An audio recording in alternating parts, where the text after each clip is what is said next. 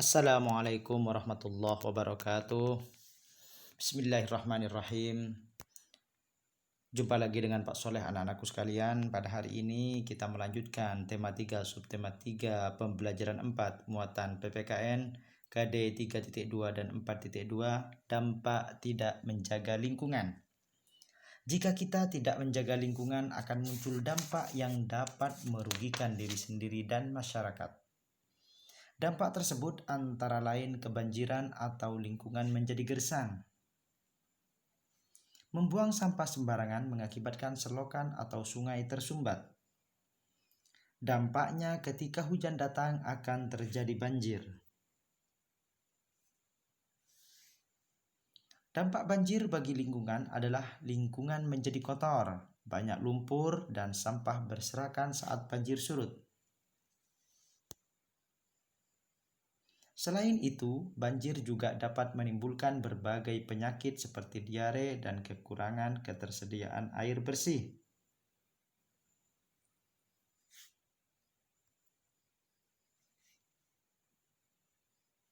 Untuk menanggulangi banjir, janganlah membuang sampah sembarangan terutama di selokan dan sungai.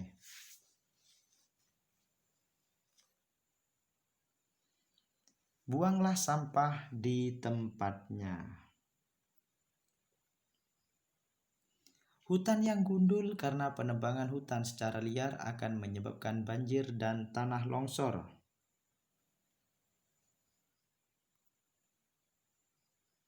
Tanah longsor biasanya terjadi di daerah tebing atau perbukitan yang sudah tidak ada pepohonannya.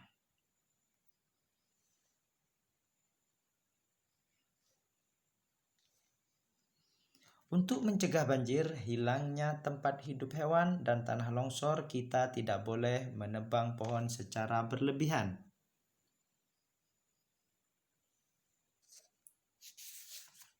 Muatan Bahasa Indonesia KD 3.3 dan 4.3. Kesimpulan hasil wawancara. Kesimpulan hasil wawancara merupakan keseluruhan isi wawancara yang telah kalian lakukan.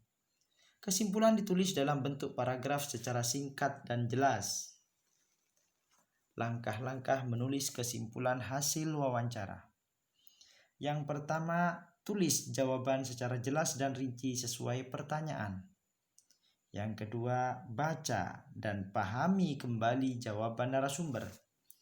Yang ketiga, lakukan pengelompokan jawaban yang mengandung inti topik wawancara. Yang keempat, tentukan ide pokok yang mengandung topik wawancara. Yang kelima, tentukan kalimat utama yang menjadi inti pembahasan wawancara. Yang keenam, tentukan kalimat penjelas yang mendukung inti topik berdasarkan jawaban narasumber. Gunakan kalimat efektif agar kesimpulan tidak terlalu panjang dan bertele-tele. Gunakan bahasa baku sesuai kaidah agar mudah dipahami. Hasil wawancara sebaiknya dipastikan kebenarannya dengan cara meminta tanggapan atau saran dari orang lain. Hal yang dilakukan sebelum memberikan tanggapan. Yang pertama, membaca hasil wawancara secara utuh. Yang kedua, perhatikan hal-hal penting yang ada dalam wawancara. Yang A, ketentuan pertanyaan yang baik. B, kelengkapan jawaban. Dan yang C, kesesuaian jawaban dengan topik. Gunakan bahasa yang santun saat memberi tanggapan agar tidak menyinggung orang yang meminta tanggapan.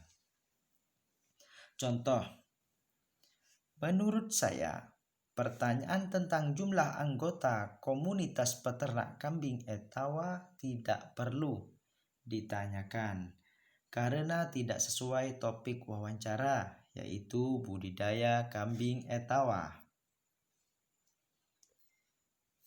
Itu saja pembelajaran kita pada hari ini. Mudah-mudahan penjelasan Bapak dapat bermanfaat bagi kita semua. Bapak akhiri, assalamualaikum warahmatullahi wabarakatuh.